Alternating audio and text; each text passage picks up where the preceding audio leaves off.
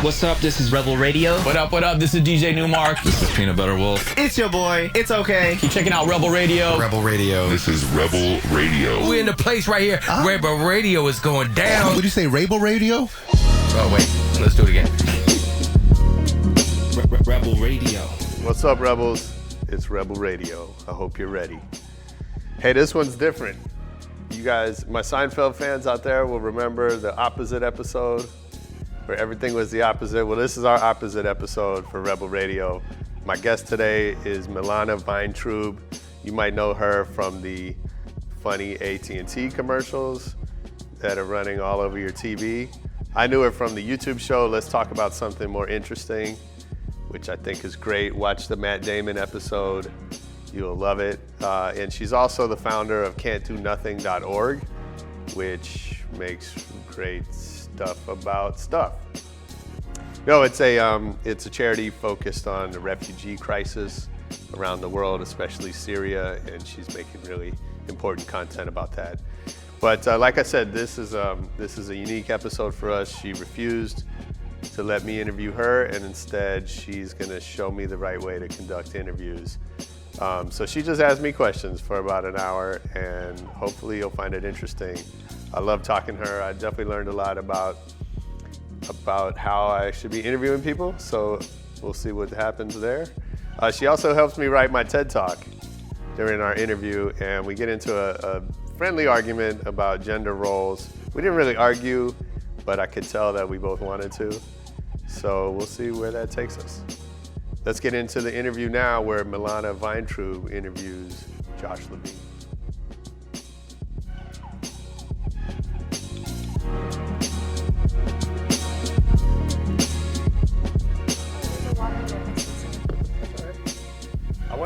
I like to make sure you're hydrated. Yeah, me too. That's a big priority of mine. For sure. Dehydration is a huge problem. How come celebrities, seriously, because since you're a celebrity, I'm going to ask you this question. Yeah, very important question. Why are celebrities the only people to get dehydrated? Well, I'll say a couple things. One is it's probably more than dehydration.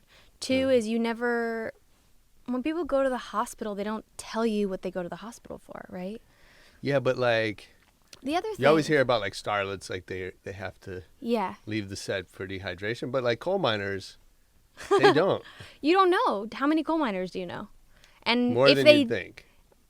No, give me exactly an estimate. as many as you'd think. Zero. Yeah. And if they did go for dehydration, probably they're also going for like all sorts of chemical inhalation. Yeah, like black lung. Yeah, and then not too many celebrities suffering black lung. No, I mean, not that they're proud of. They all say they're suffering from dehydration. Maybe it's covered up. Maybe it's a cover up for black lung disease. Maybe. That's possible. But I also think that when you're on set and you're traveling a lot, it's kind of easy to not take care of yourself. Right. It just happens because you're just focused on a million other things and you're never really sitting down. You don't have a moment to be like, if you're like the lead. I like coal miners. Yeah. Coal miners are lazy. That's actually what this show is about. The laziness of coal miners. Yeah, exactly. They get a lunch break though, right? If Every they're 3 days. unions. For sure. It's awesome. Well, I'm glad we could start off on that. I'm going to interview you, right? Thank you for having me. Yeah, I'm so happy you could be here. Let's talk about something more interesting. I'm so excited. Yeah, it's a joy to have you to here. be your guest. Should we start? We already have. Oh, great. So, where are you from?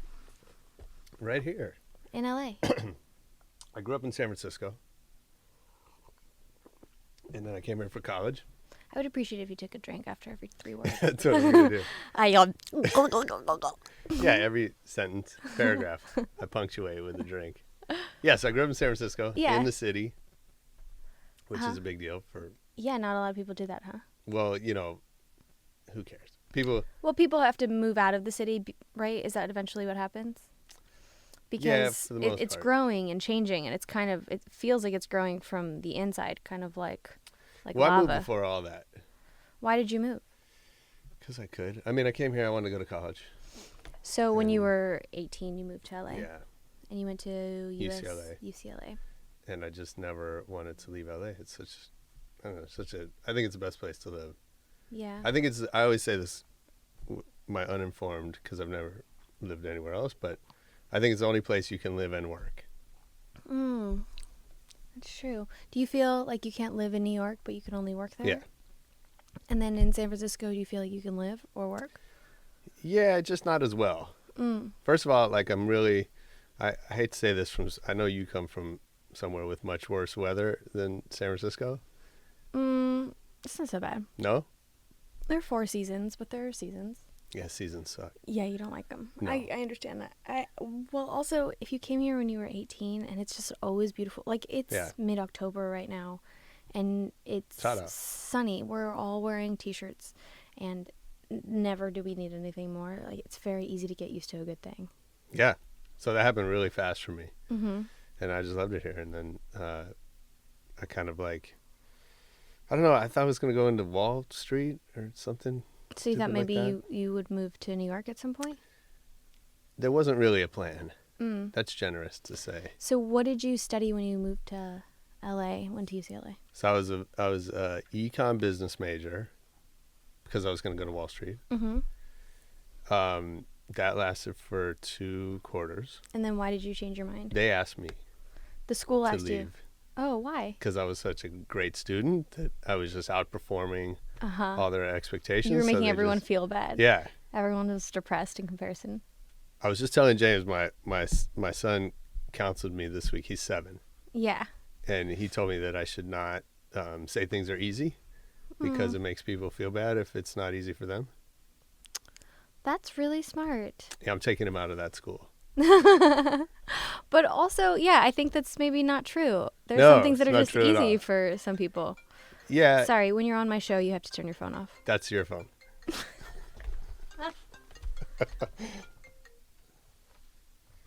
How did that even happen? I don't know, but It's your on lights, all your the forms of flashlight's on silent. too. It's on Do Not Disturb. It's on silent. Listen. Your flashlight's on too, by the way. I wasn't sure how dark the studio was going to be. I wanted We to be usually, safe. well, normally we record in total darkness. Just underlit. Yeah. In your honor, we turn the lights on. Can we go back and talk about you as a kid a little more now that Oh, we're talking man. about your kid as a kid? That is a dark discussion. Yeah, what was it like? You were born in San Francisco. Were both of your parents born in San Francisco?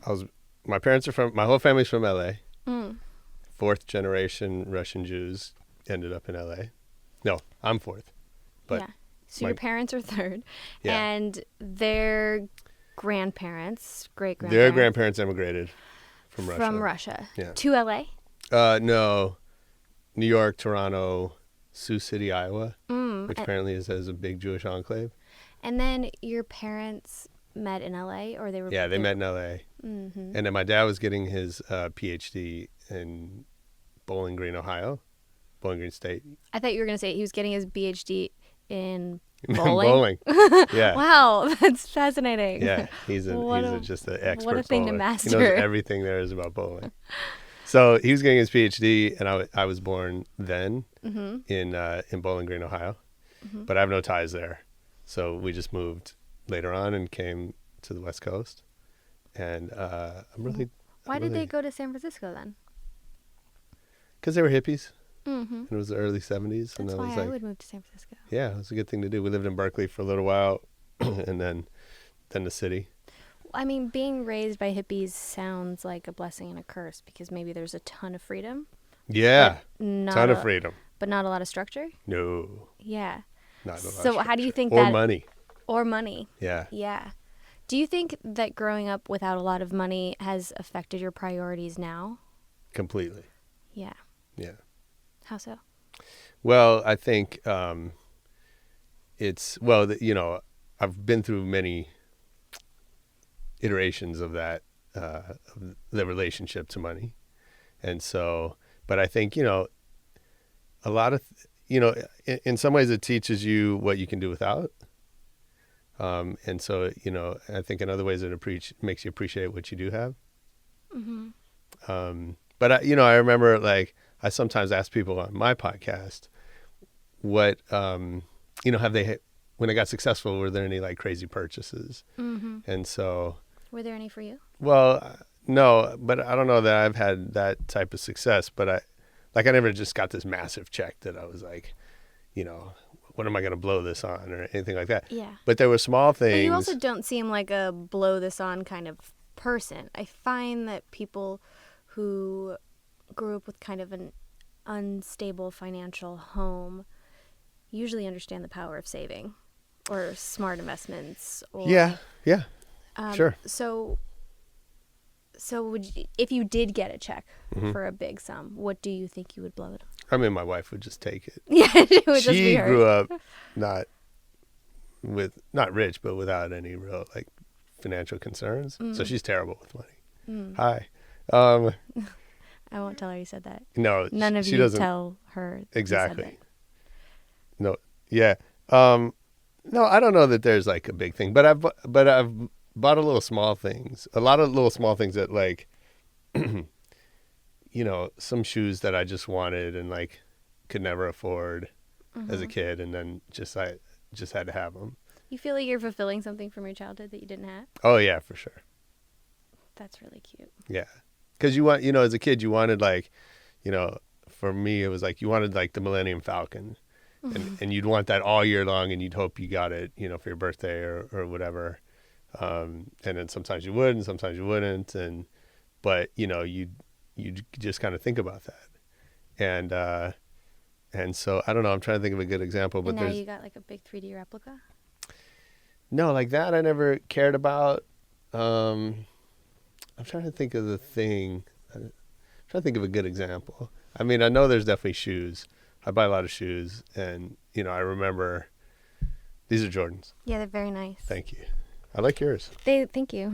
These are Birkenstocks. Oh.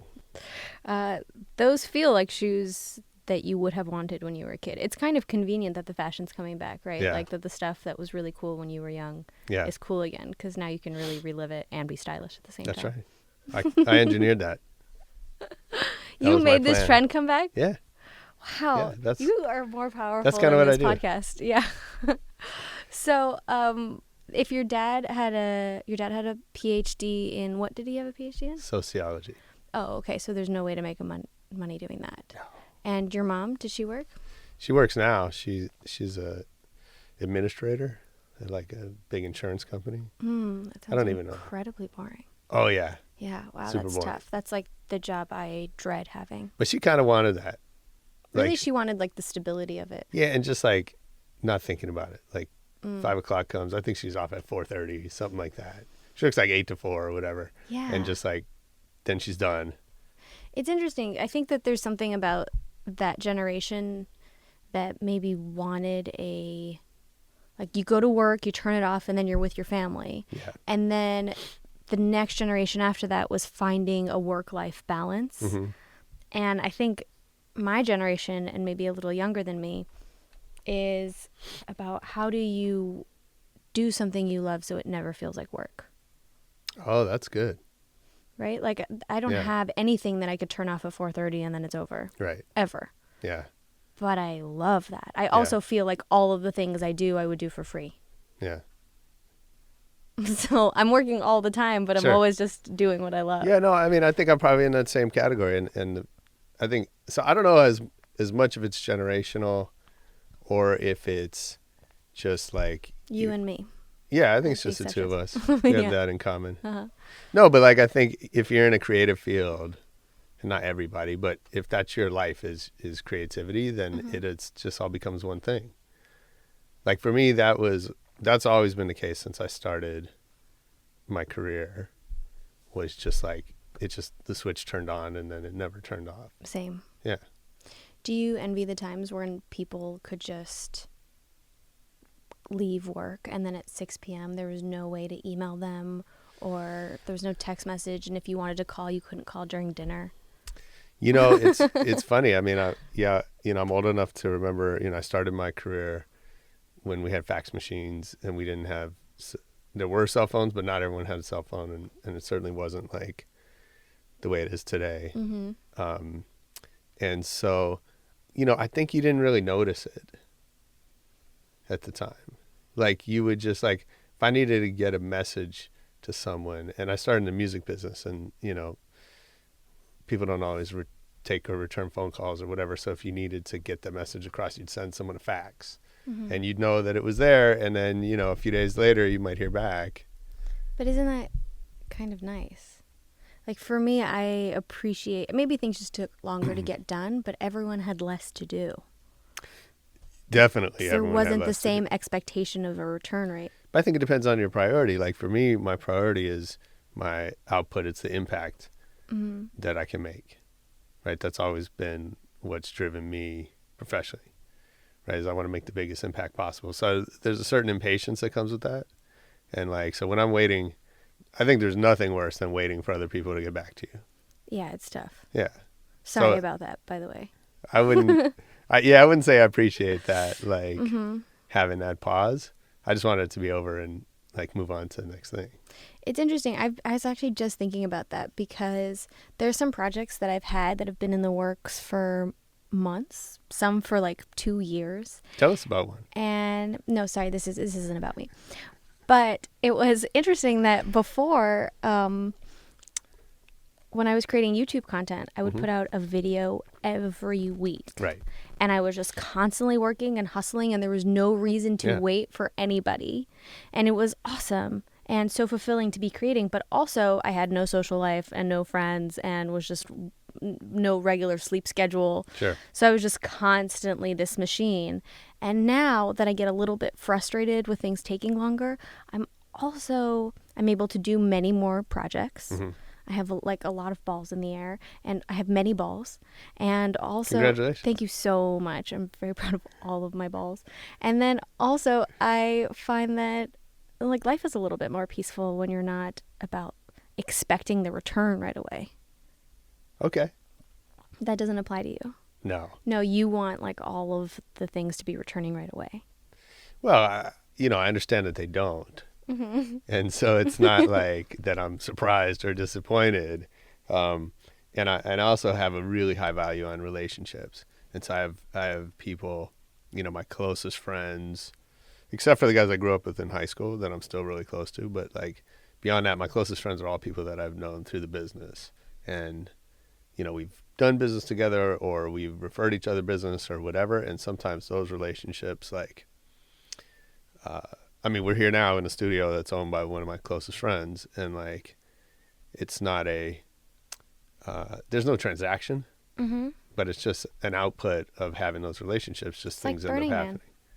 Yeah, it's just like Burning Man. Do you go to Burning Man? Are you? Yeah, but it's interesting. People, been. It's great. It's very fun, and people often think that it's a barter system or that it's a transaction. Right. But really, it's just a gifting culture, which is where we would all like to be all the time if we had trusting, quality relationships. Right. To be able to just give and know that it's appreciated. And do you have that in your life? I feel like I do. Yeah. Yeah, I feel really, really lucky about the people I have in my life. So, what do you do? I host a podcast. It's called Rebel Radio. Okay, I've heard of it. Yeah. And then, this isn't your main source of income. No. Well, we are getting insanely rich from this. Yeah, I can tell, of course. And I bought these shoes. From this podcast? Your podcast got you these shoes? Damn right. When I was buzzing in here, I was like, I'm here for Rebel Radio. And then just hearing myself talk, I was like, well, this is going to be a doozy.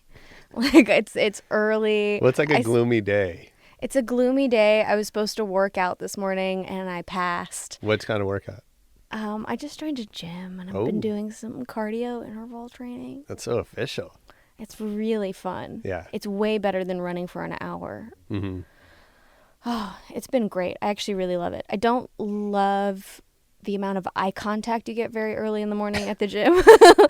Everybody, especially at trendy gyms, everyone's just hoping that they run into somebody they know. Yeah. But it's been. Do people hit you up? Feels great.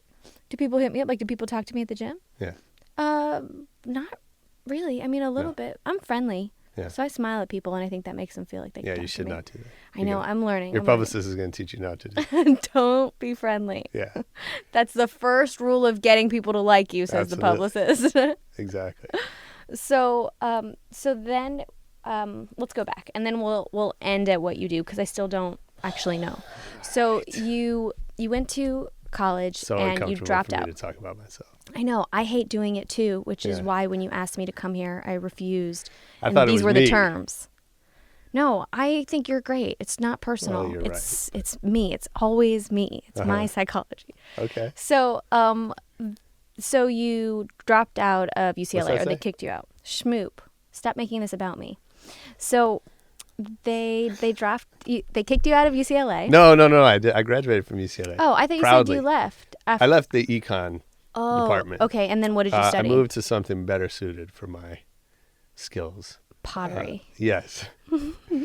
Missing class. No, I graduated in linguistics and psychology. Oh, cool. Yeah, it was what all right. what do you benefit from studying linguistics?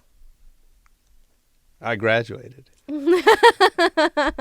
Yeah, that's No, that's okay. that's The what true I'm story. saying. So this is, a long time before you were born. We had the course catalog. Mm-hmm. And while I was in school, they invented the phone registration. Before that, you had to go in and stand in a 3-hour line. Mm-hmm. Now you could wait in a 3-hour line on the phone in your house. Yeah.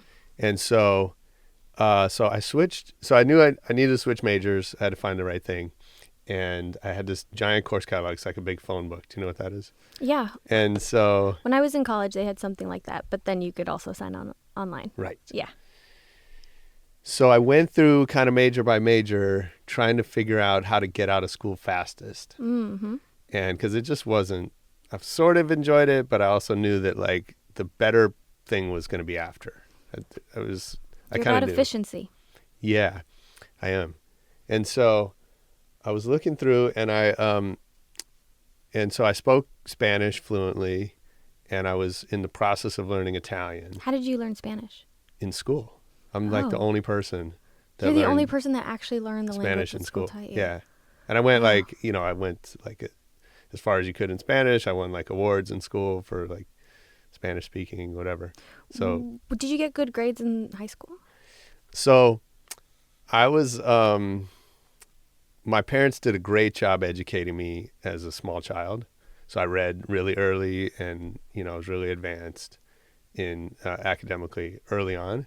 And I used that to basically coast through school.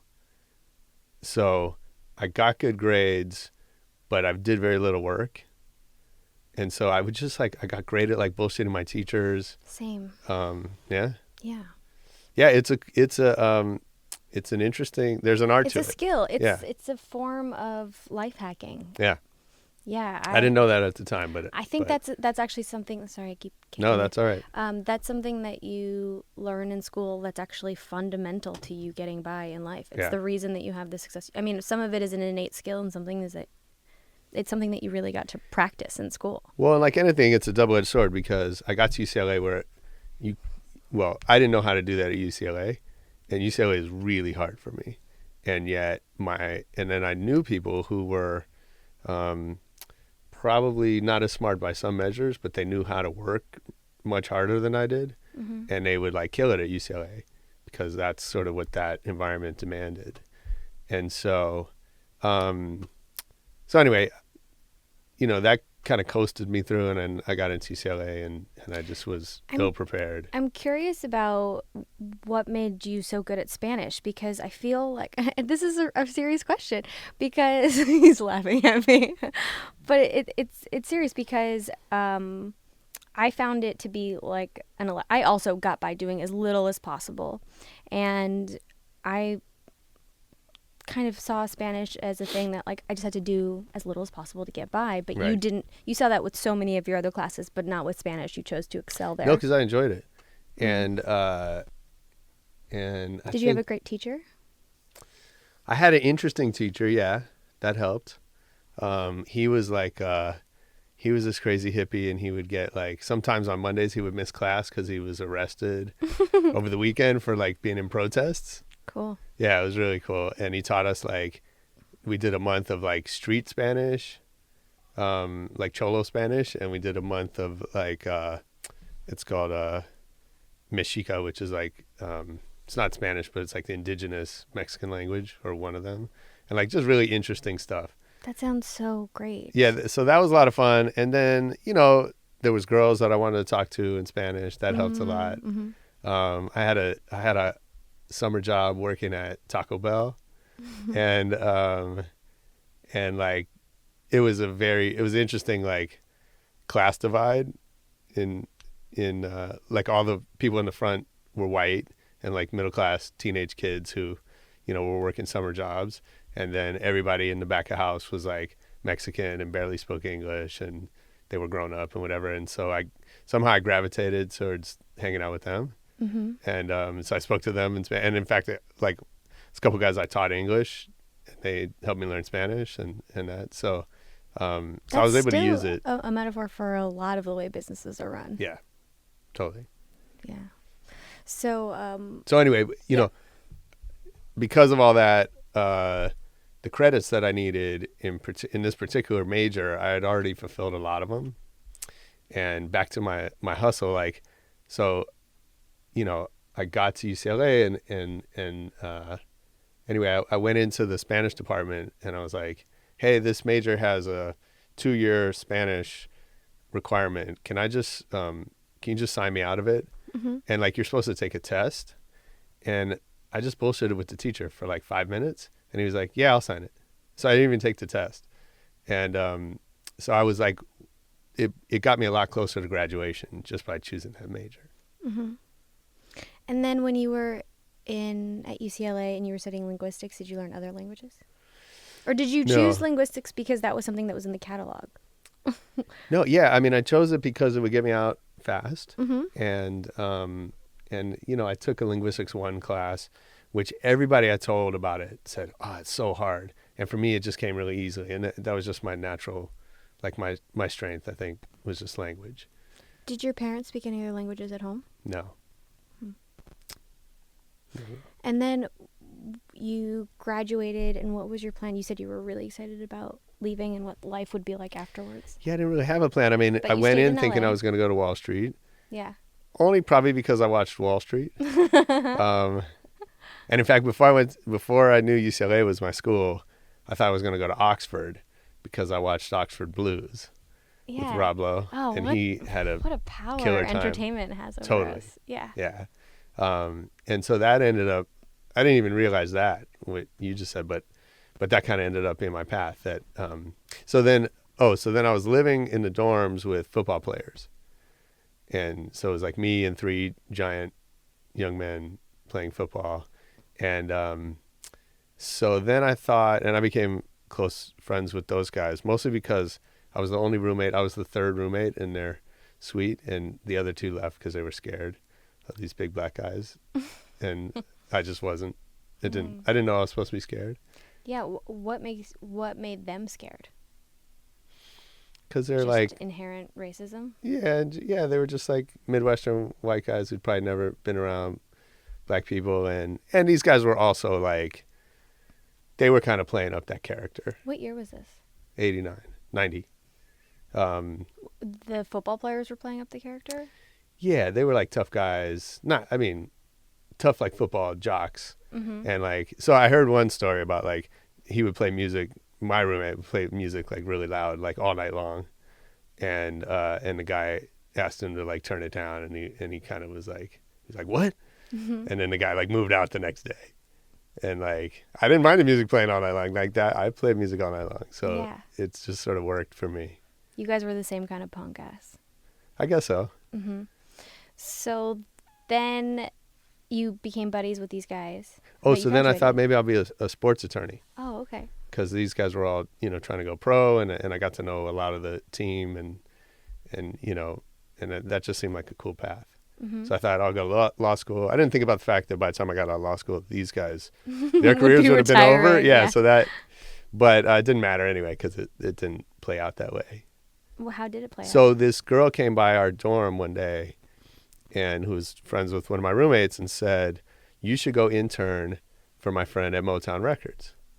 And I was always into music, excuse me, but I didn't really know what a record label did. I mean, I'd heard of Motown, and I had a small record collection and all that, but I had no idea about the music. I was super naive just about the music business. What does a record label do? Well, now nobody knows.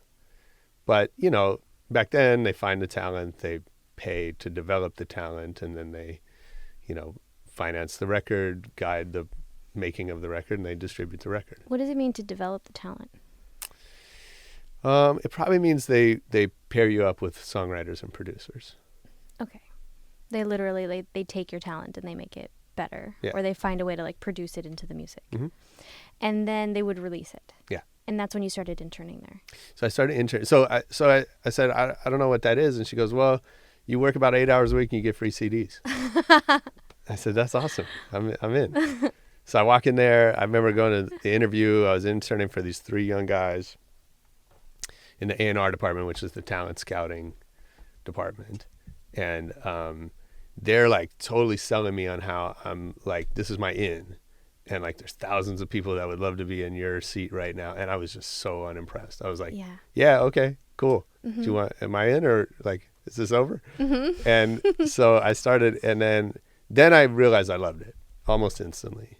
I just realized like, this is the path for me. This is fantastic. What did you love about it? I don't know. I think first of all, there's a sort of sexiness about like, you're making stuff that the world appreciates, and you make people dance or make them cry or laugh or fight or whatever people do to music, right? Mm-hmm. I think music has incredible power over me, and I think over a lot of people. And so It's true. It literally is like the frequency that changes the way you feel. yeah, so the idea of being on the inside of that seemed really cool. Mm-hmm. And then kind of what we're saying is a certain like brotherhood of the people inside that industry that like, so some of my best friends are people that I just met out seeing shows, and then you'd see the same guy like 3 nights in a row, and then all of a sudden you're friends.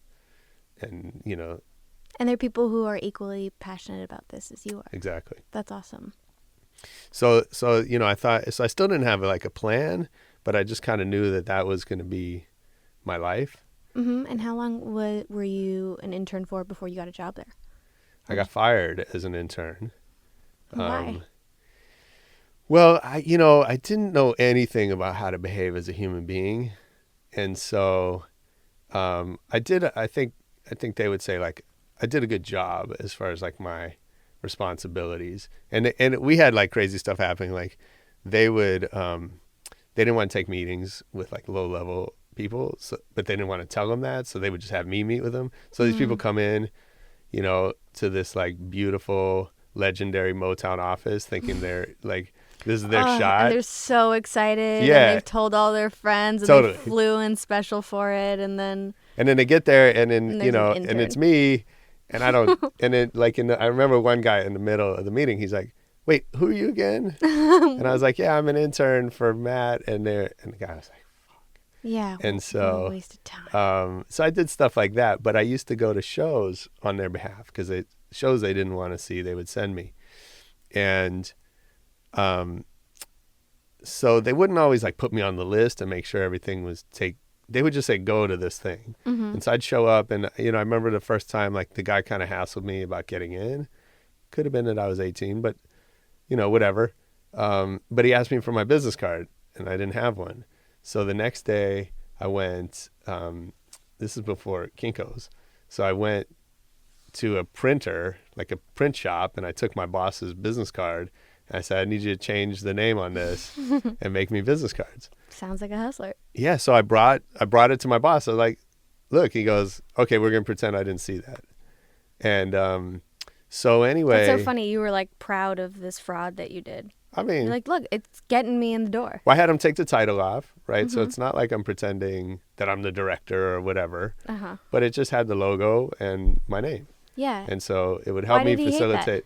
Well, I don't know. We didn't really talk about it. And Uh-huh. again, that was just my like youthful ignorance of like, I didn't really know how to have that discussion. Mm-hmm. It took me a long time to learn like that it's okay to ask for help or to admit not knowing something. And so, at that time, none of that was going on. So I think there's also a part of you, and I don't know you at all, but there's a part of you that seems... you don't have to say that. I mean, I don't. We've now spent like 20 minutes together. That's true, but still not really a significant amount right, of way fine. to say I know you. But I feel like I get you, which is a different thing. That's weird. I know. Is it weird? Did we run a background check? We're gonna need there's something. I think it's because two forms of I think ID. it's because I feel like my background is similar to your background. Like I'm also a Really? Russian Jew Mm. that is from LA, and I also had like this unstable financial situation, and then also like hustled my way through everything. Yeah. So there's something about people like us, if I can categorize us as the same group of people, that sees a problem and sees the way to fix it most efficiently and then just does it. Yeah. And sometimes that works, and sometimes that breaks a rule that is sometimes there for no reason other than to create some kind of stability for people who want to feel safe. Yeah. But I think that people like you and I don't have that same need to feel a kind of stability or a safety. So we're like, let's just get it done. Yeah. That's fair. Yeah. So the making the business card thing, you're like, this is my ticket it's in. the problem to and look, the- and I did it without you. Like, Right. shouldn't I get a tap on the head for taking the initiative? Exactly. Yeah. So he kind of brushed it off at the time, and so months later, and I think I screwed some other things up. Like, again, like, I think I overstepped my boundaries, let's Mm-hmm. say. I don't know if I remember any great examples, but so anyway, one day the three guys I was interning for called me in. They're like, hey, our boss got a hold of your business card, and he was really upset, so we got to let you go. Yeah, you were also like this little schmuck that was representing the company. Once For you have sure. a business card, Exactly. it's like if you mess up, then the whole company is to blame. Right. So, Yeah, there's okay, some so of you that. got fired, and So- then what was your next job after that? So they felt really bad. So they introduced me to this guy, Steven Rifkin, who had Loud Records, which became later on the record label for Wu-Tang, and then a bunch of big hits after that. At the time, they were like, not kind of just getting started. Mm-hmm. So I went and worked there for a little while. What'd you do there? A&R? Publicity. How'd you like that? So, while I was at school, so once I decided I wanted to be in the music business, I kind of was like impatient. So I started managing a guy who was a student, a classmate of mine, who was a producer. In school, you started managing someone? Yeah. So How'd you do that? Well, I didn't. I mean, but he said, he was just a friend, and he was making music, and he said, hey, do you want to manage me? And I said, sure. What does that do? Yeah, Like, yeah. I should ask, what's it pay? Because it paid nothing. But I didn't know what it was, but it said, sure, I'll figure that out. Mm-hmm. And then I also... So what did you do for him? Did you get him shows or introduce I got him to him people? absolutely nothing. Yeah, you didn't have it. But what I did is I started to meet a few people here and there, and I started to play his music for people. Cool. So that didn't turn into anything. It wasn't. Did he end up? Are you still friends with him? Did he end up working in music? We're still friends. He's done okay. He's done like a lot of background stuff, like music for movies and, like a lot of like collaboration stuff where he's not the main guy, but he's done all right. Cool. So I started that, and then I also decided I was going to be a writer. So I went What kind of writer? So I go into the school newspaper, and I found the arts and entertainment editor, and said, hey, I want to write for the paper. And she said, okay. And she starts writing down the class that you're supposed to take to like work for the paper. They teach you journalism ethics and how it works and all that. And I said, no, I don't want to take a class. I already have my classes. I just want to write for the paper. She goes, okay, well, bring me some clips. And I said, what's a clip? And she's like, I need to see some stuff, that you've written. And I said, well, I haven't written anything. You haven't hired me. And so she literally, I could just see in her face, she was just tired of talking to me. So she just said, all right, just go write something and let me see it. So that night, Cypress Hill was playing. So I was a huge hip hop fan. And Cypress Hill was playing, and I went to the show, and I went home and wrote a show review. I brought it in the next day. And that's significant because, so this is Cypress, their album hadn't come out yet. So they were kind of locally known, but not famous yet. And more importantly, this is 1990 where rap music it wasn't mainstream yet. So I was literally the only person at the newspaper who had heard anything besides like the Beastie Boys and Public Enemy. Also, what a cool time to be in LA. Yeah. As a fan of hip hop and Totally. rap. Yeah. Oh, that's so great. No, it was magical. Yeah. For sure. And So you wrote so I became the rap critic Oh, cool. for the paper At UCLA. at UCLA. That's wonderful. How long did you do that for? Well, I wrote for 10 years. So Oh, you ended up writing for them after No. you left? But you no, got I wrote for another them writing while I was in job. school. And then there was all of these new rap magazines that were popping up. Vibe and The Source and a bunch that you never heard of. And so they all needed writers and none of them had any money. So that was a perfect fit for me. You just did it for the shows and because you loved it? Yeah. Awesome. And it was, you know, in hindsight, it was a really smart move because as a writer, you have something people want, right? They want publicity.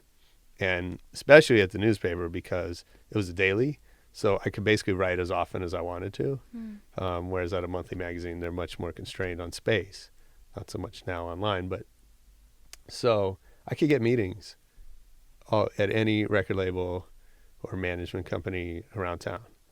And in fact, my first sort of official, like after I got hired by the paper, like I interviewed two of my like childhood idols. Who's that? In the same day. So Too Short.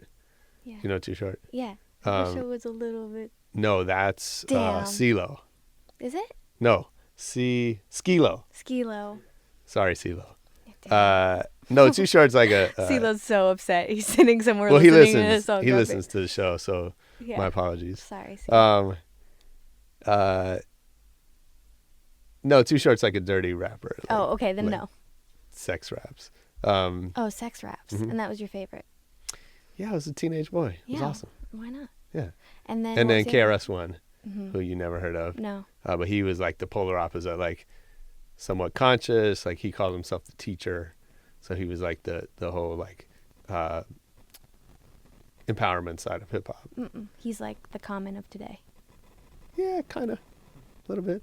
Maybe? He won't like that, but that's great. Okay. Sorry, Chris. Maybe Common. You're the will Common love of that. today.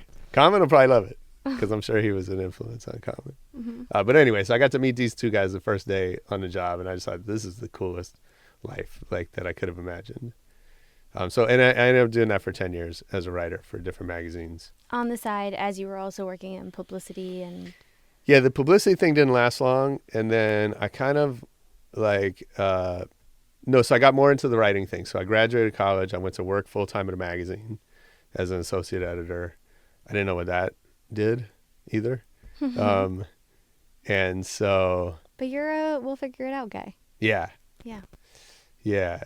That's carried me through most of my life. Mm-hmm. It's just, yeah, it doesn't, like not knowing how to do something never registers as a reason not to do it.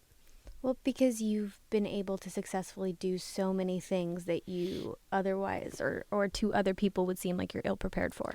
Also unsuccessfully. A lot of that too. And then what happens when you're unsuccessful?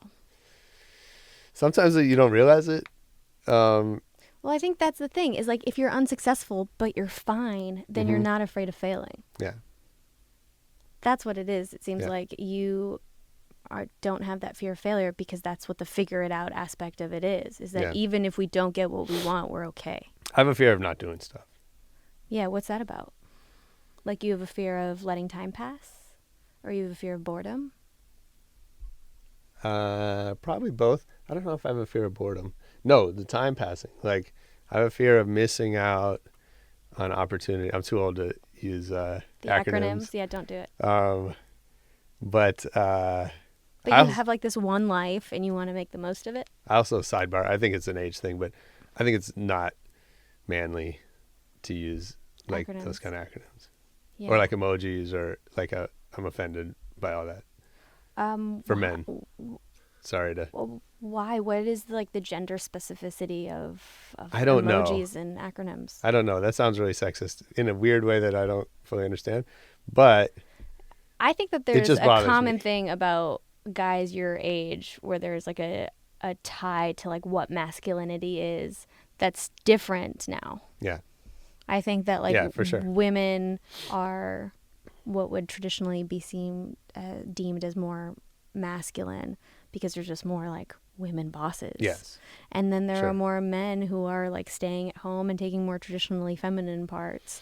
And Yeah, it's- and I mean, that doesn't bother me at all. well, I just think that like the labeling of manly and womanly is a whole big hodgepodge that is really close to home to people from the hip hop world or like from big cities or Yeah, I think from your generation. that's possible. And, you know, I would say, like, on the one hand, I think those things are being redefined and they should be. On the other hand, I think there's some, like, we shouldn't just completely throw out everything that's existed in the past and start over. I agree. And that, like, there's some things that should be preserved. Like what? Like not using emojis. Well, emojis are a new technology that we're just figuring out what their place is. Fair enough. But what about emojis feels, It just feels frivolous, it feels frivolous. like silly.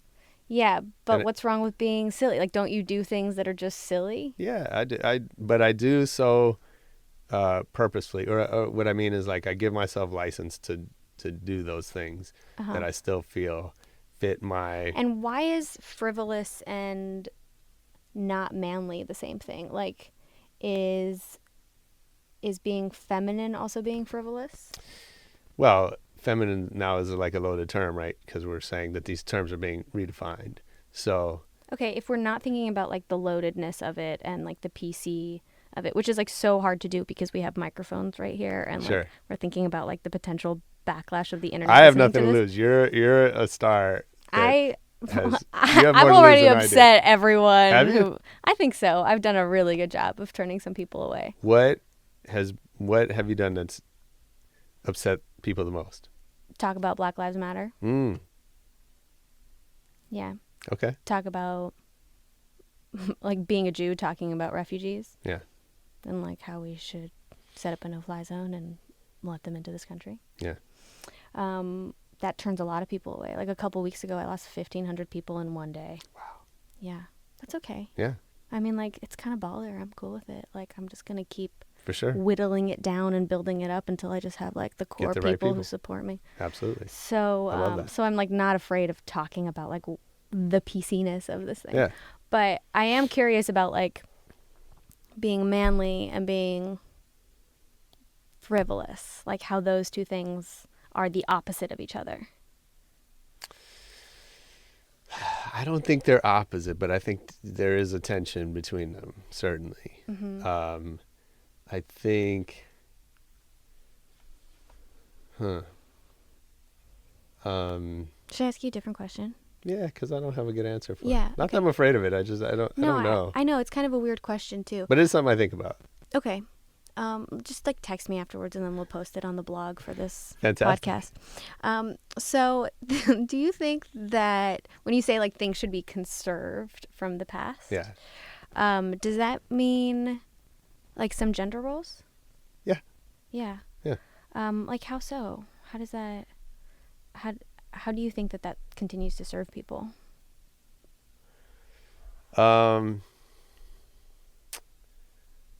How does it continue? Well, because I think that humans need structure as much as, I've grown up with a very, Without it. yeah, in a lot of cases. And also, you're and kind of like the whole thing about like it's so funny to say humans need structure on Rebel Radio Well- when like your whole thing is like we're just gonna fucking figure out how to do it, and then it's like but we need rules. Yeah, because both those things are true. Yeah, Right? I hear that. That's the Buddhist in me that can acknowledge that something and its opposite can both be true. Yeah, we need security and we need excitement. Yes. Right. So we need structure and we need freedom, Mm-hmm. right? And we need the ability to figure shit out when there is no structure. But I still think that, okay. So I think that part of being a man is taking care of your family. Mm-hmm. Not to the exclusion of a woman also take care of family, right? So it's not an either or. But I do feel like that for me at least that's part of what defines a man. Mm-hmm. So that doesn't mean you can't be frivolous at times. That you have to just always be serious. Mm-hmm. But you have to have your priority. Absolutely. And emojis get in the way of that. I just think they're stupid, and I don't know why it Yeah, annoys you just me. think they're stupid. Yeah. I get that. But like my son texts me emojis, Yeah. and like that's fine because he's 7. But I have an expectation that at some point he You'll needs to grow out of it. Yeah. Yeah. So if a man's role is, or his priority should be to take care of his family, what do you see? And also, this may not be your place to answer it, so you can also veto this question. Pass. Yeah, you can do that. What do you think is like a woman's role then? What does it mean to be a woman? Well, I think that first of all, I would say like, these are personal decisions. So what's right and for me and my family, and I'm not trying to like weasel out of the question, but I do think that probably what I have a problem with more, like I'm extremely non-judgmental. Yeah, I get that from you. But I also feel like I probably would pass judgment on you if there are no rules that you live by. Right? Or I have a problem with people that seem to just only do what's best for them in that particular moment. Right? And well, then there's also a kind of like, yeah, there's like a mental health issue there, really, if that's the consciousness. Because I think mentally healthy people, sane people, ultimately want to do good and be liked, be loved, sure. feel in a community. Mm-hmm. So if you're totally unabashed to that, if you're right. like, oh, fuck other people and only my feelings matter, psychotic, then you're crazy. Yeah. Right. So like fair to pass judgment there. Yeah. So I think, but my point is like, it's a somewhat complicated, like I have a lot of rules that in my life that I've created for myself. And that's like to some people that may be more work than like people want to do. Yeah. I think, write those down in your book. All right. It'd be fun to know. I mean, I know that like I can't ask you to list them because like it's a thing you really have to like explore. Yeah. Sure. But that sounds really interesting. Like I would love to know what the rules are, because I'm sure a lot of people listen to this podcast because they respect you and your opinions and what you've done with your career. Just because I told them you're coming on. Yeah. No one's listened to any episode prior to this or after this. No, we're counting on you. I'll bring it. But it is interesting that people, I think people want to know about the rules or like the priorities or the hierarchy that people have put in their lives that have brought them to where they are. Because I think a lot of what your life is the beliefs that you have about it. Absolutely. So if you believe that like I need to do this in order to feel like a man or like a good dad or like a good businessman or a good friend, then those are great things to share with people who want to follow in your footsteps. All right, fine. I'm just saying, I guess it's a small... Kind of pushy. We don't really know each other. But we get each other. Oh, right. Forgot about that. Okay, so then you were working in... okay. You stopped doing PR. We have to go back to your life story. I have to speed this part up. Oh, because we have to go? No, just because it's too long. Okay. It's too much talking about me. Okay. Yes, so I was working at a magazine. It was awesome. I was also managing on the side. Yeah. How did you pick up talent to manage? Friends. Oh, okay. So that guy introduced me to some girls. I managed them. They were like sort of Spice Girls, like 8 years too early. Mm-hmm. And then I met a producer who I got to work with them, and then I ended up managing him. And then, so it was just that kind of thing. Mm-hmm. One thing led to another. That guy got signed at Atlantic Records, the place where we are here. Mm-hmm. And so I quit my job at the magazine, went to manage him full time, and learned some interesting lessons about the music business. What's an interesting lesson that you learned?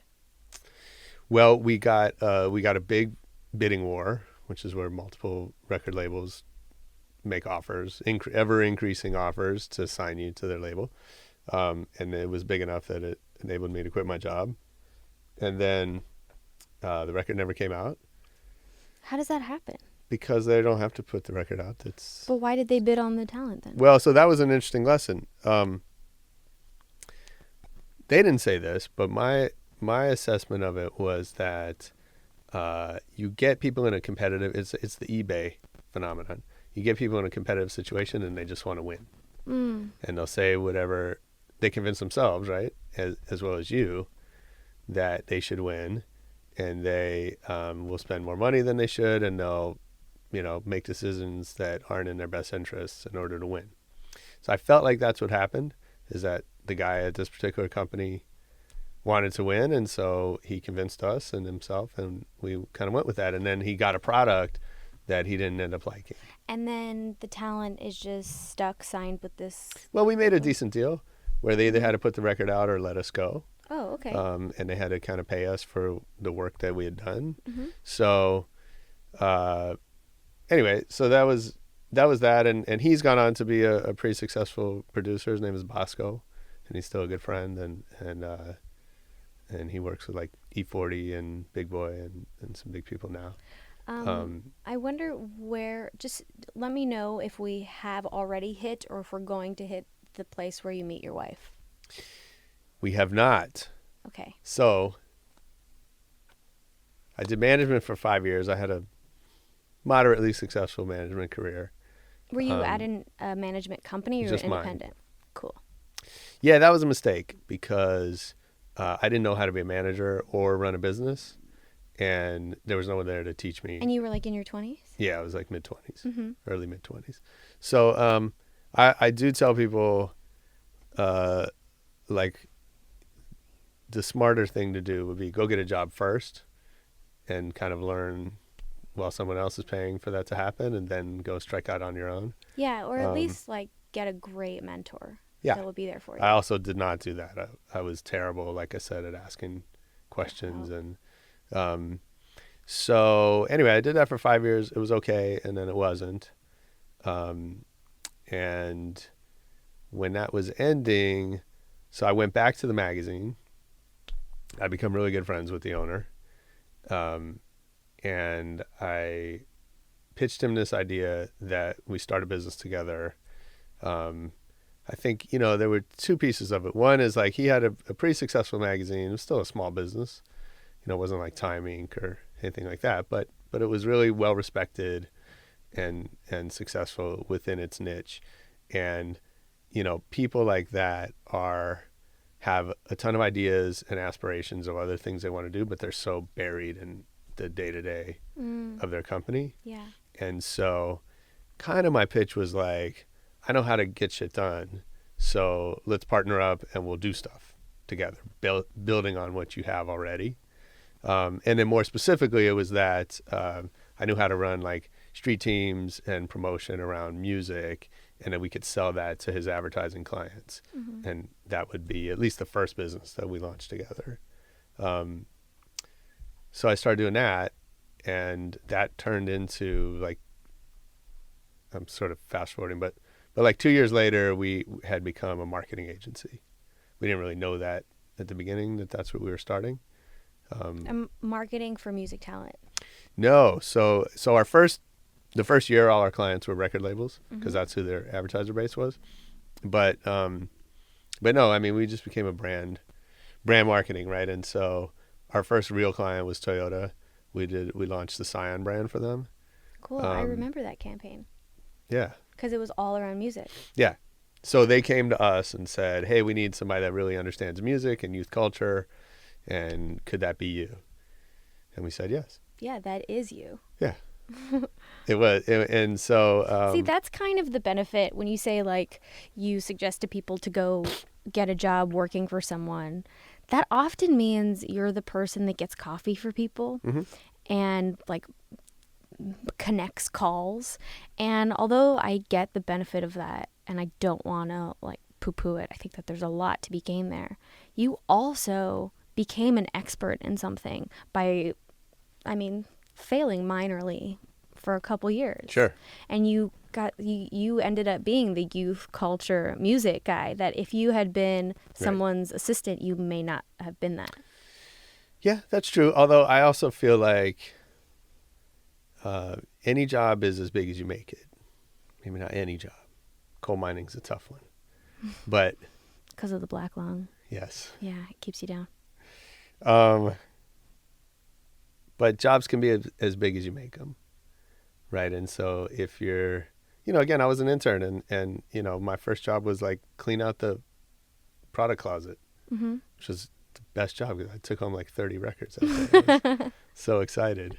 You made that job huge. Yeah, well, I made it work for me, Yeah. and then I made it bigger. Like I learned how to, organize this massive stream of content that was coming into the company for review. And So I wonder if like part of the advice, it's hard to like just give general advice, I find, or even to like hear general advice of like everyone should go get a job at where you work for somebody. Sure. And I know that's not what you're saying, but it sounds like you've gotten to a really awesome place in your life with so many cool opportunities. And part of it is because you always trusted yourself and you listened to your gut and you didn't make decisions from like a fear of failure or fear that you're not Right. good enough. yeah, So maybe that's a powerful piece of advice to give to people is like, if you think that you can actually do this, then like do it and fail with all you got and then use that to compile a shit ton of lessons to make the next opportunity and next adventure better. absolutely. Cool. I'm glad I could rephrase your advice. We're done. All right, thanks for coming. Okay, it's been a pleasure. Thanks for being on my show. You've been listening to Rebel Radio. Have a good night.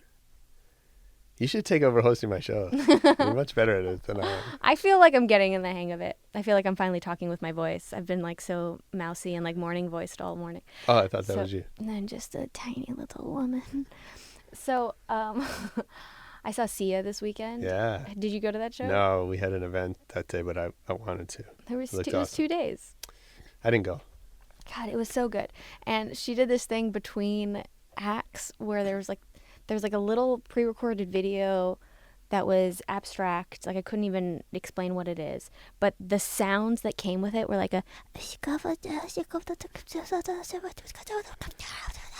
but like layered and layered and layered on That's top of each cool. other. And it was so creepy. Like I wanted to Yeah. throw up or like cry or like curl up into a ball. It was just like Really? so visceral and eerie, but also kind of like childish. It was cool. It was like That it was feels the like embodiment I of could see Sia. Sia doing it. yeah. Yeah. That's so So cool. anyway, that was what my morning voice reminded me of. Awesome. Anyway, so then you've created this marketing company kind Yeah. of accidentally. Yep.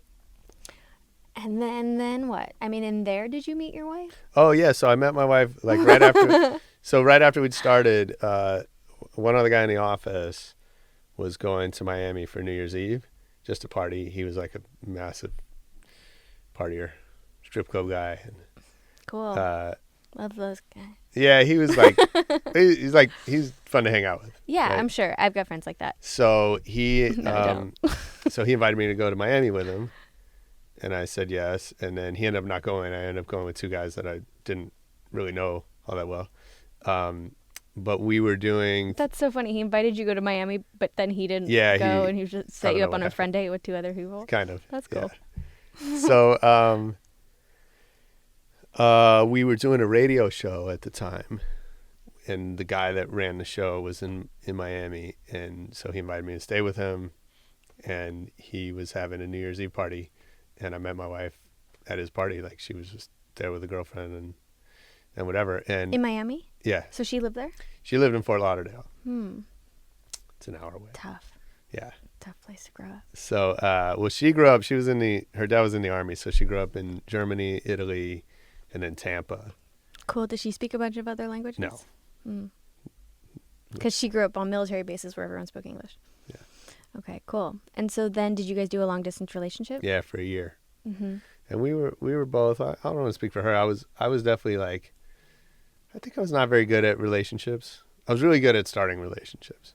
Yeah. Not so good at maintaining them. Well, because the beginning is the most fun because there's no real intimacy. It's Right. just like all of the love drugs. Yeah. Yeah. And like it's this fascination with a person that you don't really know. Totally. And then you're like, oh wait, my heart, and oh wait, and maybe there's something to lose, and my Yeah. ego. Yeah. Yeah. Yeah. So all that, what you said. Yeah. So you weren't great Not at the so good part at that's that. hard for everybody. Yeah. And so I was kind of to a point like, well, maybe I just don't need to do that part. And like, Yeah. Yeah. so, and I was pretty, it is, the long distance thing is really interesting. I don't know if you've done that, but I have. but it for us, it gave us a lot of freedom to just be super honest and direct about that kind of stuff. And it was kind of like, hey, take it or leave it. This is what's up. And you're like, all right, well, you're getting on a plane tomorrow anyway, so sure, that's fine. And it worked, and we did that for a year. Yeah, maybe that's the tool that you needed to get into a great, healthy relationship. It also, I mean, the love drugs are like you're amplified considerably By distance. Totally. Yeah. There's a great TED Talk on that. By the way, we met at a TED conference, which was We really did. fun. But TEDxHollywood. yeah, which was so fun. It I was had a great. great time there. Yeah. I love TED Talks. What would your TED Talk be? I don't know yet. If I knew, I mean, I'm would. sure it's going to be about refugees.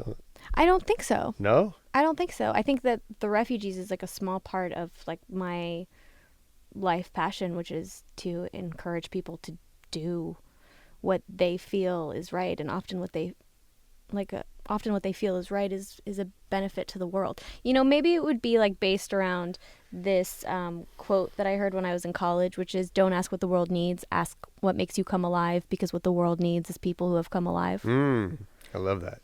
And I think that That's like who's that, like Marianne Williamson? no Sounds like it. It's not. I think it's an older quote, maybe from a president. I actually don't remember. I'm terrible at remembering those kind of things. Awesome. But yeah, I'm useless for that. But that's why I love TED Talks, is that I'll just like pick up a little nugget of it. Exactly. But yeah, maybe it'll be about that. And I think the refugees thing, for me, for people who are listening and don't know, I have an organization that helps refugees called Can't Do Nothing, can'tdonothing.org. But for me, it was about like following the thing that makes me come alive. Like, I felt like if I didn't try to do everything I could to help people, specifically these victims of war who are in the largest humanitarian crisis of our time, then I would regret it. Then it would kill me a little bit. Yeah. That it would hurt. And so I feel lucky that the thing that makes me come alive is also helping people. Why can't you just make people laugh on YouTube? I can do that too. There's no or make 'em buy lack phones. of me. What? Or make them buy phones. Yeah, I could do that too. But Okay. the reason I like making people buy phones is because I get to make them laugh. Yeah. If they weren't funny, I would not enjoy doing them. So, They're funny. yeah, I love them. Yeah. Thanks. So, what would your TED Talk be about? Shit. It would be about shit. Yeah. Where it comes from. Where does it go afterwards? I don't know. I'm not sure I have one, but I think that it's probably this idea that most of what you're afraid of is not going to kill you. There's another really great TED Talk. See, that wasn't a good TED Talk. No, but that's a great topic because Yeah. there's a lot of TED Talks on fear. Yeah. Because it's Sure. the thing that rules our life. Mm-hmm. That and probably love. And there's this one really great one about how we are most afraid of things we can imagine. So she talks about this ship that's out at sea, and it's God, I'm so bad at dates too. I think 1400s. Okay, it's out at sea. Sounds and right. it was like based. Parts of Moby Dick were based on this. So it's out at sea, and these group of sailors know that a storm is coming, and they've got three options. They can go through the storm. They can go to an island that they know is close, and they heard rumors that there are cannibals on that island. And then the third option is to go around the storm, but that could be a very long process. So, and they don't have enough resources to do that, enough food or water or anything. So they have these three options, and the ones that they can visualize most clearly are the cannibals, because that's something they've read about in books, and it's like it feels like a very scary thing. Sure. The other one is going through the storm, like getting whipped up and that carried away, and they've read things about that, and they can visualize that. And the thing that they end up doing is going around the storm, because it's very hard for people to imagine Yeah. dying of starvation or dying of thirst. It's Right. actually like hardest for us to viscerally imagine. But that probably happens much more frequently. So that's what they ended up doing, is going around the storm and dying of starvation, and ultimately some of them turned to cannibalism anyway. Yeah. And it was the point of the TED Talk was that we are most afraid of things we can visualize. That's why we're afraid of terrorism and we're afraid of plane crashes, even though those things are so rare. Sharks. But heart disease and diabetes are killing We don't know what that killing us looks like. more often than anything. But Yeah. it's hard to. That's why we can still smoke cigarettes. That's why they put pictures Right. of like disgusting lungs and teeth on cigarettes, Yeah. so that we create that visual and it makes us not want to do it. Mm-hmm. But yeah, I think a lot of the times the things that we're afraid of aren't going to kill us. In fact, they may make us stronger. Right. True. So it's Yeah. kind of falls in line with like the lesson that you had earlier of like encouraging people to make decisions from their gut or from like what they believe is right for them rather than from fear. Mm-hmm. I just summarized your TED Talk for you. Awesome. You're hired. So then you met your wife, or we had to wrap up your life really quick. Shit. So you met your wife, you had a long distance relationship for a year, and then she eventually moved to LA? She came here. A month later, she asked me to marry her. She did? Yeah. How was that? Weird, but I said okay. I mean, talk about gender roles being flipped. Yeah. That's okay. Yeah, I know. It's cool. So it was weird, but you said okay. Like, Yeah. what was that feeling like for you? How did she do it? We were just laying in bed on a Sunday afternoon, and like, she said, "Will you marry me?" And I said, "Where's my ring?" and then we didn't get married for a couple of years after that. But you knew that you guys were committed to this. Yeah, I think I so. mean, she moved here for you. I mean, definitely sometimes when you have to challenge that. But yeah. So then what was going on with your career at that time when she was back here? Were you guys living together? Yeah, instantly. I mean, she moved here and moved in. Yeah, that's really stressful for a lot of relationships. Oh, totally. Super stressful. Yeah. Just because, and I had never lived with another adult who wasn't my parents. Did you have a place that was big enough for two people? We moved. Yeah. Yeah. That's smarter. That actually helps kind of like the psychology of starting a life instead of somebody imposing on yours. Yeah. So then you guys were living together, and what was your career like at that time? So I had the agency. It was blowing up really thanks to Cyan. Like we went from, 3 people to 25, and it was a massive undertaking. Awesome. Crushing under the weight of success. Certainly, like we didn't know anything about managing a business at that size and how to handle all these young people that we were bringing to do the work, and it was just total chaos. And then how did you learn? Do you feel like you've gotten better at managing people? Yes. What's something that you learned that other people who are starting businesses can apply about managing people? Don't let anything build up. Process it immediately, good and bad, right? Someone does a good job, make sure they know it instantly. If somebody, if you need them to change and do something differently, make sure they know that. Make sure it's clear,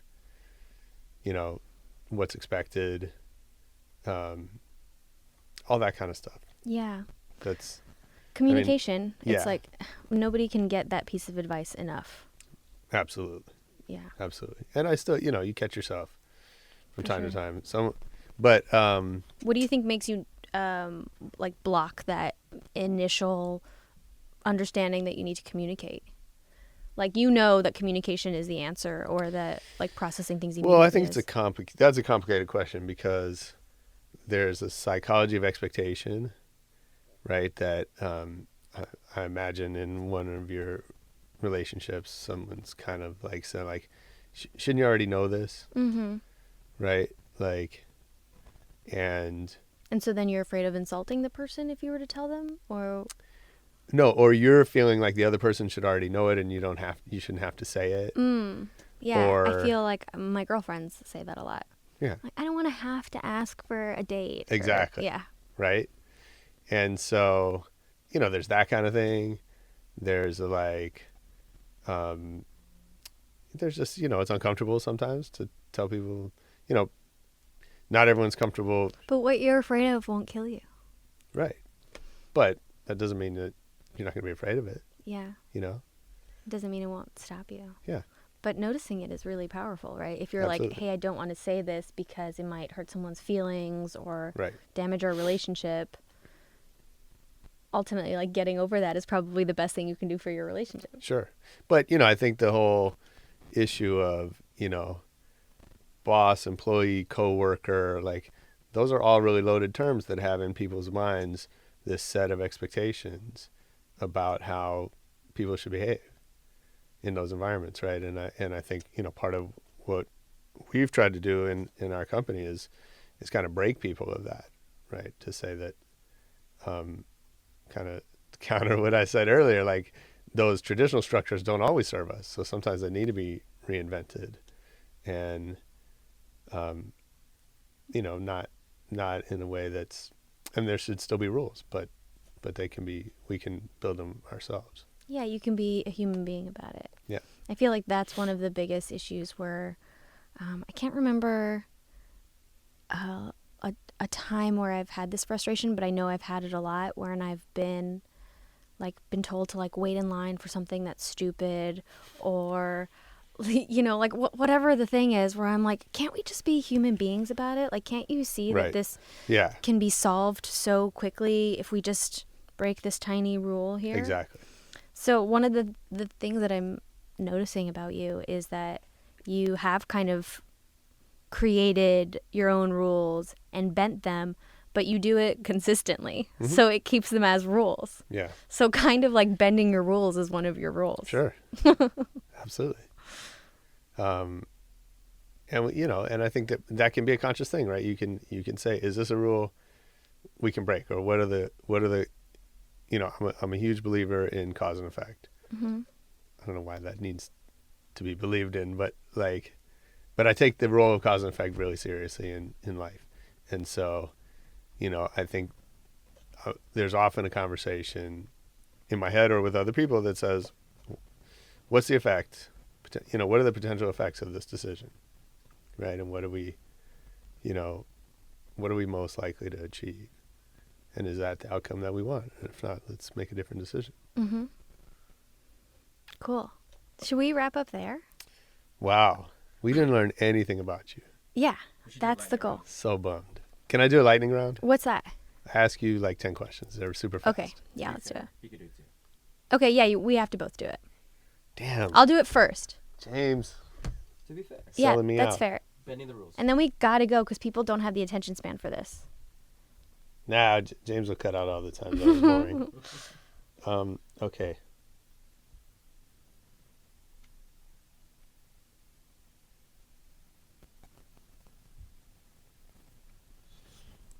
All right, I have one and then I have a lightning round.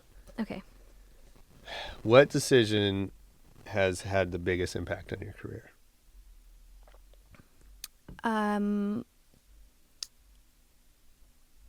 Realizing that my career is in my own hands. Well, I mean, I guess it's not a realization, but that realization spun a lot of decisions. Yeah. I started creating my own content. I stopped asking people for permission to work. I started behaving as though I was desperate today. Like right after college, I was like, what would I do if I was desperate? What would I do if I was 10 years older and the things that I had been doing for the past 10 years weren't working? What would I do? And it would be like, I'd make big moves. That's cool. Yeah. I love that. What did you used to believe and then decided you'd been wrong?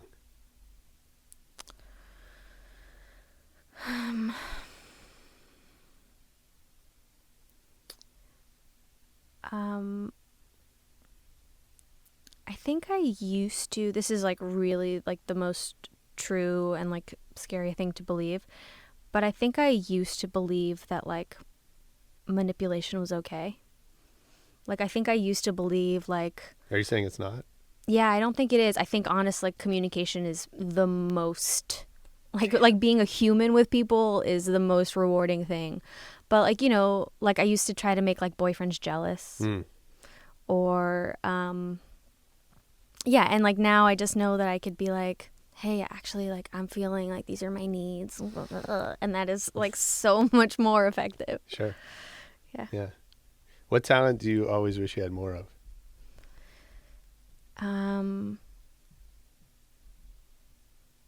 Self-discipline, is that a talent? No, but Yeah, like good. I think I wish I was better at taking care of myself. what? In Like what regard? like going to bed earlier when I'm tired. Like I have like these habits of like I know I'm tired, but I got like 3 more things I want to do before bed. Yeah. Or That's definitely not a talent. yeah. Okay, I don't know. What other career would you choose if you knew you couldn't fail?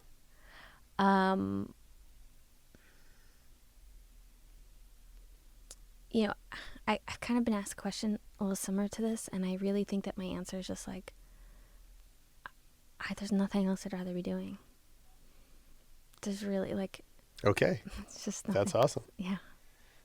So I know you have managers and handlers and all that. Yeah. I have someone who walks me on my leash. Right. So if I was on your team, what's something I would hear you say over and over? Thank you. You're welcome. Who would you be most excited to learn as a fan of your work?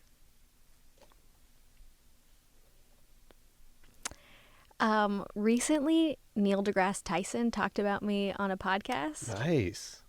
And I totally creamed my jeans. I was like, I was listening to the podcast and I was like squealing in my car. He said my name wrong and he thought I did advertisements for Verizon. Oh my God. But still, Yeah. I knew he was talking about me, and he was talking about me with like another comedian that I respect. Cool. And I thought that was the greatest. But also maybe if like, no, I mean, that's awesome.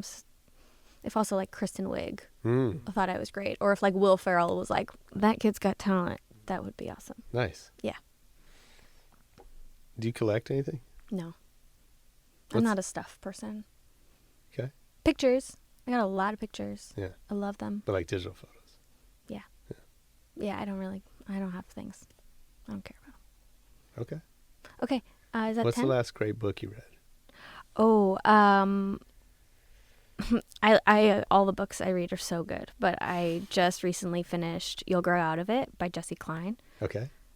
which was so funny and good. It's just like she's this comedian, she's a writer on Amy Schumer, and she just wrote about her life, and it was like really inspiring because it made me want to write about my life because she feels like she's my friend. I think you should. Yeah, I would love to. What movie do you think you've seen the most? E.T. It's a good one. Yeah, only because like I started watching it very young. It's been around for as long as but I no, have. I mean, that's and how, the most opportunities to see that's it. how it always is. Yeah.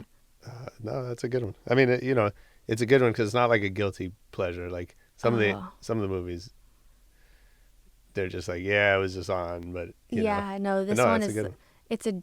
it's a joy to watch. Yeah. And last one, favorite. I know we talked about music when we met, so I'm not going to ask you about DJs, but Okay. favorite musician. I really love this girl Maggie Rogers. Okay. You know about her? No. She's a musician. She's a student at a school in New York, and Pharrell stopped by to like give them notes on their class. Did you guys? This video went viral, and he like listened to her song and lost his shit.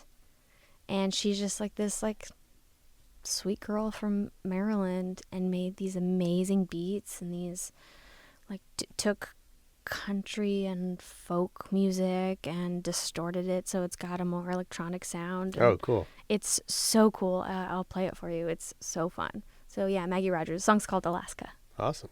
Yeah. Okay, can I have the questions now? Same questions? Yeah. Damn. Is that all of them? Yeah, Yeah. that's all of them. Okay.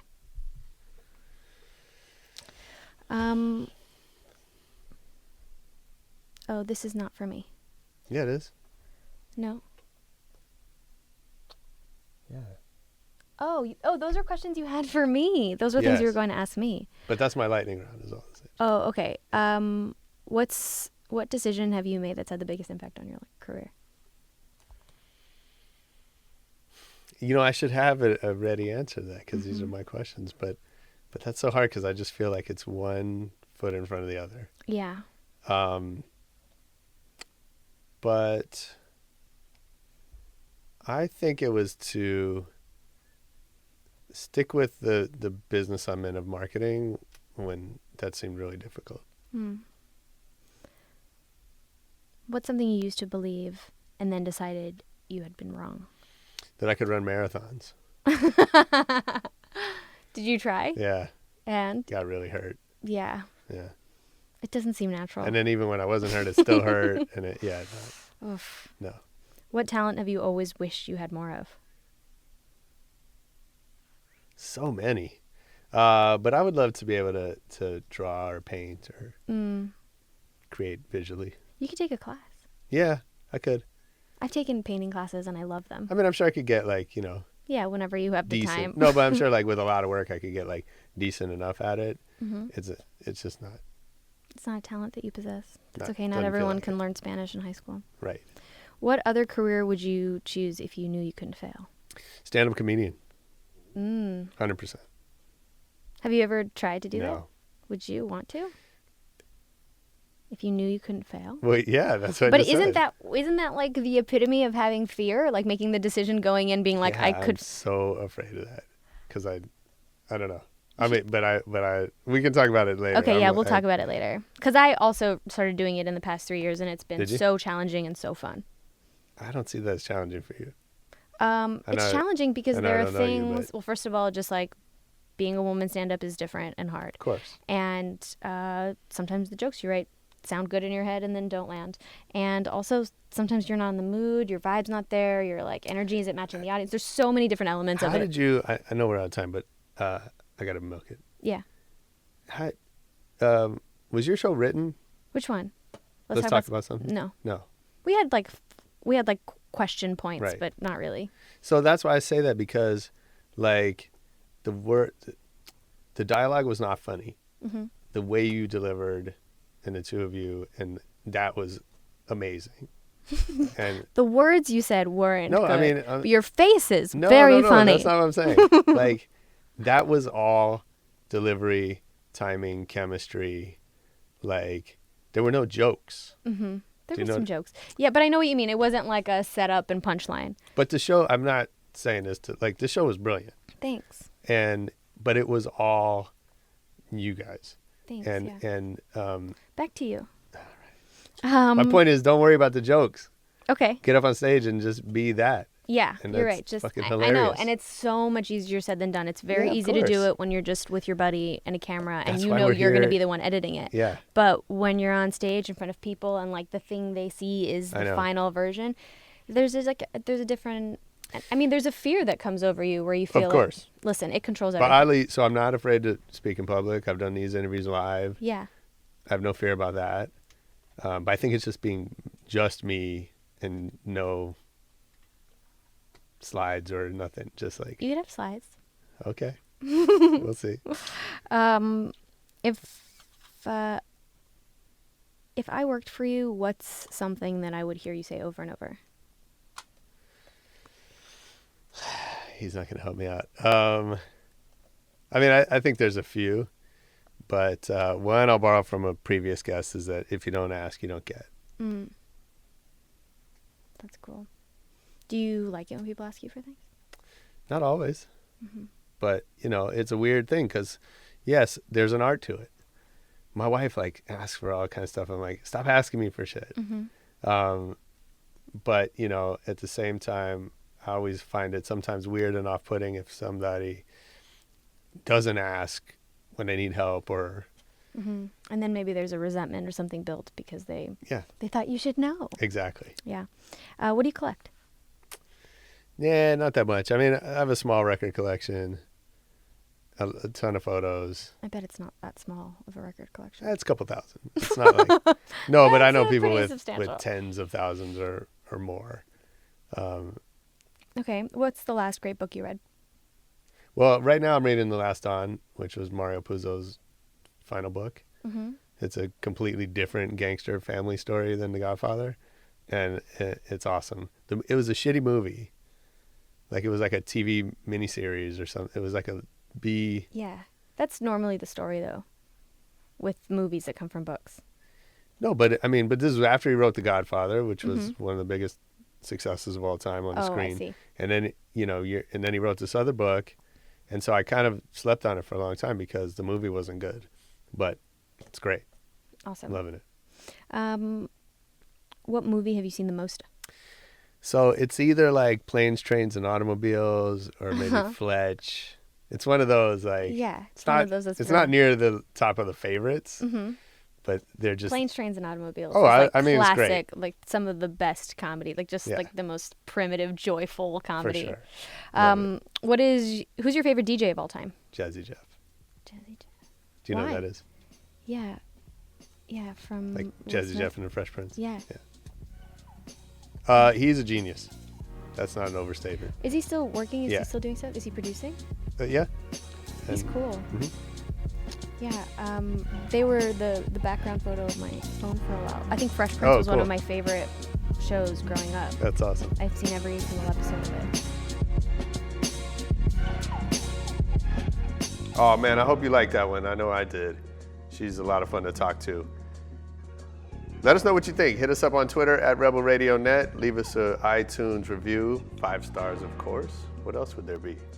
Find us on Facebook, or just come back next week and listen to more Rebel Radio. Peace.